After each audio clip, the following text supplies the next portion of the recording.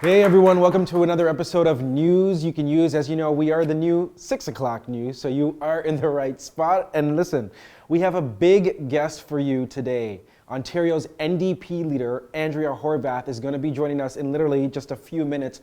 But before we even get to that, let's get to the homework.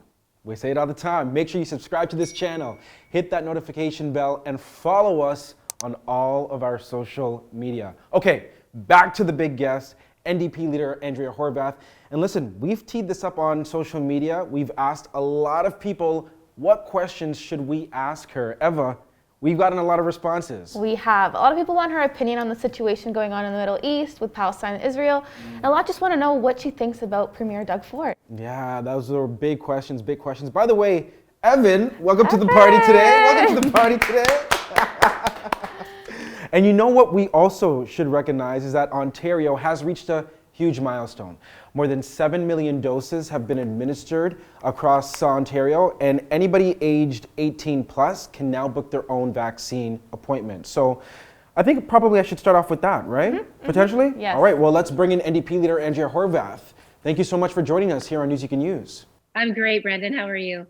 I'm doing well. I want to get right into it because a lot of people have a lot of thoughts on how Doug Ford has handled this pandemic. I want to ask you right off the jump, how would you grade his response?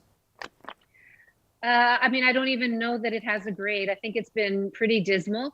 There has been a lack of urgency. Every time the government should have moved, they moved very slowly. Every time they should have clearly communicated, they communicated poorly. Mass confusion and chaos around the vaccines. Here we are in a third lockdown that really Doug Ford walked us into because he didn't want to listen to the experts and to the science table. So I think it's been a travesty, really, the way that COVID-19 was handled here in Ontario. Not to say that Ontario was ready or prepared because of some of the legacy of the previous government. I think that's clear, but I think we could have done a lot better. And certainly I think the length and the severity of this third wave absolutely could have been prevented. Are you saying then that he would get a mark such as incomplete? Yeah, incomplete. I would say that. Missing in action is another way that I describe it. And look, I want to be fair. At the beginning, the premier was showing a lot of empathy and a lot of connecting with Ontarians. But that's just not good enough. You have to do the heavy lifting as well. But it is a big day in Ontario because more than 7,000 vaccine doses have been administered. Anybody aged 18 plus can now book a vaccine appointment. Would you say that we are now on the right path? Well, we're still not allowing people to undertake safe activities outdoors, or maybe I should say undertake activities outdoors in a safe manner. This is another thing that was recommended by experts a couple of weeks ago. But I'm happy. Sure, I'm happy that our vaccines are coming in greater numbers. I'm happy that 18-year-olds have been able to book online, or are now able to book online. But those appointments are way out there in terms of timeframes. People are booking appointments for sometime in July. Again, I think that the government needs to invest more in providing the supports to help our public health units and other vaccine providers with what they need to boost up the number of vaccines that can be done daily.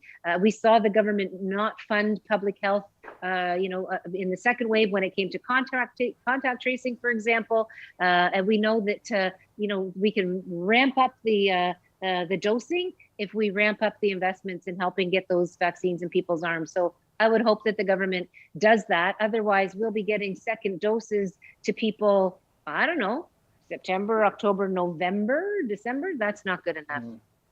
Have you gotten vaccinated yet? I did. I got the AstraZeneca several weeks ago now. I think I'm at the 4-week point now, or maybe not quite yet. I think at the end of this month, I'll be at the 4-week period. But that's another big question mark. How are you feeling all the time since you got that I feel AstraZeneca? Fine. Yeah, I feel fine. You know what? I did have a bit of a flu-like symptoms in the next day, but my sister got the vaccine before me, and she warned me they were coming. So it was fine. Mm-hmm. I'm fine with all of that. my heart goes But out what to was your those folks who reaction, got though? sick. I wanted to Yeah, ask you, what was your reaction when you heard Ontario said that they're going to stop giving out, the first dose of the AstraZeneca? Some provinces are stopping altogether. What was your Yeah. reaction knowing that you got the AstraZeneca yourself? Yeah, well, you know what? I'm happy that I didn't have any blood clots or anything of that nature. I feel badly for the folks that did get sick, and I understand the hesitancy that people have around that vaccine and the desire for folks to perhaps forego that vaccine. But I still think that vaccines are important, and folks should get the vaccines that they are offered. That was certainly the advice back then. I took that advice and I don't regret it for 1 minute. And in fact, myself and others are clamoring to get the second dose. I mean, to think that we might actually be in a situation where we stale date, where doses are thrown out because they're past their due date. And there are literally hundreds of thousands of people that are clamoring for their second dose of AstraZeneca. I'm pretty troubled by that. I think we should use up those doses on people that want them and that are prepared to step up and get them. And that's just a couple 100,000 people then that have their second dose already. And instead of literally flushing those doses away. You've said that Doug Ford and his government is anti-science. Now, we know that, the science table has said that it is safe for people to go outside and conduct outdoor activities. So if he's not listening to the science, who is he listening to? Well, there's the question of the day, Brendan, and that's the problem. We've never learned exactly how it is that Premier Ford makes his decisions. There has been a complete lack of transparency, and we've all watched in utter shock as the government comes out of 48 hours of cabinet and caucus meetings only to ignore the expert advice and bring a police state to Ontario and shut down our playgrounds. I mean, yes, they rolled some of that back, within a couple of days after the huge backlash. But that's what happens when it's about politics instead of science. When it's about stakeholders and pressure from insiders as opposed to what's right for the health of the public and of getting that vaccine, getting that virus tamed, right? You've been very vocal in your criticism about how Doug Ford and his government has handled the pandemic. A lot of people have had some reactions to that. And I think a lot of people want to know, what would you do differently or have done differently if you were the premier? Well, I mean, it's a fair question, Brendan, and I just want to let folks know that particularly initially, when this was all starting, when we were just kind of getting into the virus, coming to Ontario and needing to respond, there were a number of things that we were doing. We were asking the government, for example, put a Save Main Street plan in place, help our small businesses and medium-sized businesses get through this. So we put a plan together. We costed it. We sent it to the government and said, you need to think about doing this. When it came to bringing our schools back to safe classrooms and get our kids, put our kids back into classrooms and make those classrooms safe, we put a plan together with public health experts and the advice of science folks, everything that they were saying, as well as educators and education workers. Here's a roadmap forward. Here's a roadmap, Premier, for how we can bring kids back to school safely.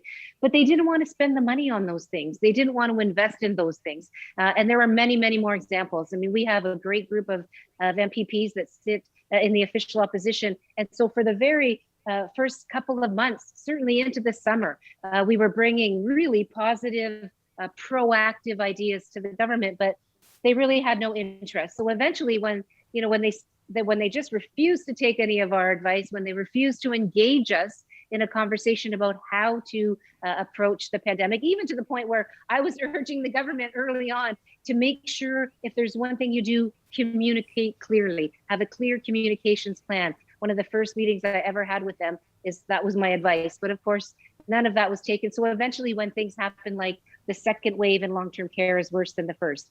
And listen, we've heard a lot of the criticisms, and we saw a lot of the back and forth between you and Premier Doug Ford. It served up a lot of tea for a lot of people. I mean, there was a moment during, this time that we heard Premier Doug Ford say, and I quote, "It's like listening to nails on a chalkboard, listening to you." And there was strong reaction from the general public after hearing him say that. A lot of people said that he sounded a bit misogynistic. Do you believe Premier Doug Ford is a misogynist? Well, I certainly think that his words speak pretty loudly to his beliefs and his values, and I don't think he would have said that if I wasn't a woman. First of all, but second of all, I think this premier we've seen it time and time again. When he feels the heat, he goes low. He turns to personal attacks. He turns to to name calling, and I just think that that's. I think that a premier should be above that kind of behavior, frankly. And I think Ontarians deserve better than a premier that gets in the gutter whenever he's feeling the pressure. I just don't think it's appropriate. I have to talk about long-term care homes. More than 4,000 lives have been lost since the start of this pandemic in long-term care homes across this province. We know about the reports that have come out condemning what the situations were inside some of these long-term care homes. The military describing some of these homes as just utterly awful, like words cannot describe. Who should be held responsible for this?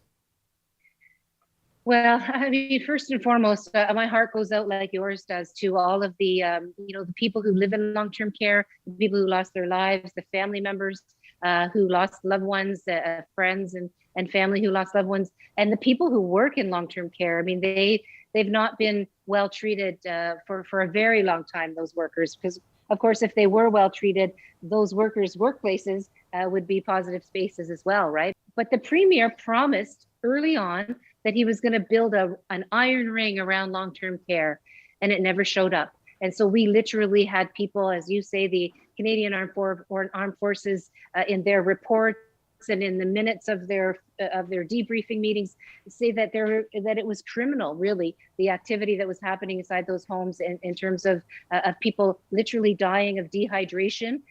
All they needed was water and a wipe down, is what one report said. So is it the premier that should be held responsible, or is it the Minister of Long-Term Care? It's both, really, Brendan. I mean, at the end of the day, everything sits at the feet of the premier, but he could show some commitment to accountability, some commitment to future change by firing his Minister of Long-Term Care, because she knew this was happening. So do you think it should just be the firing of the minister, or should Doug Ford also step down? Like, what type of accountability are we talking about? Well, I mean, if the premier stepped down, I think that would show that he's actually taking responsibility. But he's not doing that. I mean, and I don't think he will. Do you want to see him step down? Well, you know what? I'm gonna actually force him to step down next year when the election happens, and that's when I'm gonna fight for people in long-term care, and that's when I'm gonna fight for a future that we can feel proud of folks, of the way that we take care of our elders in Ontario. What happens to the families who lost their loved ones? If nobody's taking accountability, like how should they feel? I mean, for some families, I've heard them say they want to see somebody charged. So if they want to see somebody charged, who should be charged? Well, I mean, this is exactly what we're saying as well. And so what we've done is we've taken all of the reports, the Long-Term Care Commission report, the Canadian Armed Forces reports that have already been made public, as well as some of the debriefing meetings that we know that they took minutes of and that were provided to the commission. And we've sent them over to the OPP. I mean, some of those military reports say straight up in those reports, we think this is a criminal.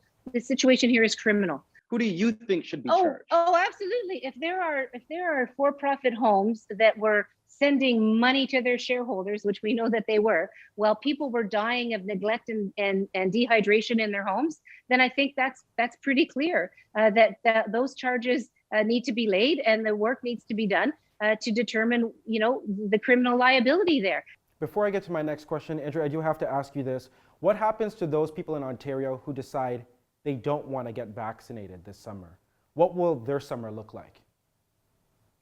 Well, I think that's still an outstanding question. What I really hope is that people understand that the vaccination is not just to protect yourself; it's to protect your family members. It's to protect your community, and it's something I think that people really need to take seriously. What happens to those folks? I mean, I don't know, maybe they get the benefit of the rest of us having gotten our vaccines. At this point, I think that it's really still the right thing to do to try to encourage people to do that. I know there's big questions right now. You've probably heard this about kids in school and whether kids should be vaccinated before they go back to school, and or if vaccinations should be required for school. What are your thoughts on that? Yeah, I mean, I just think we need to look at what's required already for kids in school. I mean, it's for years. But do you want to see now. kids get vaccinated before they go back to school? Like, is that something your government would support or be against? Well, I mean, I think when I talk to parents, certainly what they tell me is, look, I already get my kids vaccinated. They're vaccinated against mumps and rubella and pertussis, which is whooping cough, and polio. I mean, there's just so many things that kids are already vaccinated against when they go to school. I don't see why COVID would be any different than everything else. I mean, we vaccinate to try to prevent these kinds of diseases from taking hold in our population. I think we need to think carefully about to what extent we have to do that for COVID as well. Andrea, I do have to ask you about one of the big stories that's taken over the world, and that is the attacks and the violence that has been happening in the Middle East. First off, what are your thoughts on that?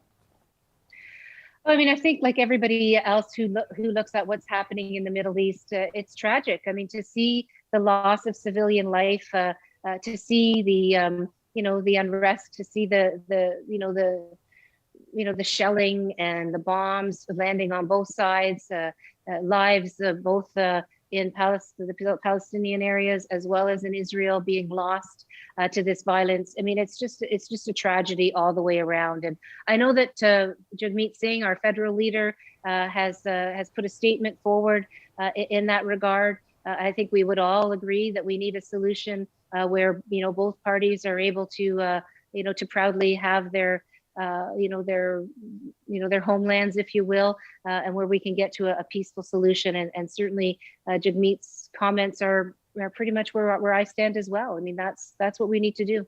We need to see peace for everyone. So it's safe to say that you do agree with Jagmeet's call for Canada to block arms sales to Israel. Well, I mean, this is one of the things that the federal party has decided. I'm certainly, as the provincial leader, I would never say that Jagmeet's call on these kinds of things is something that I would go against. But I do think that the point is that we need to see peace in the Middle East. We need to see a solution where both groups are able to have their homelands, able to have security, able to have a sense that people can go about their lives without worrying about violence and about bombs flying out of the air and blowing up their neighborhoods. Andrea Horwath, thank you so much for joining us here on News You Can Use. My pleasure, Brandon.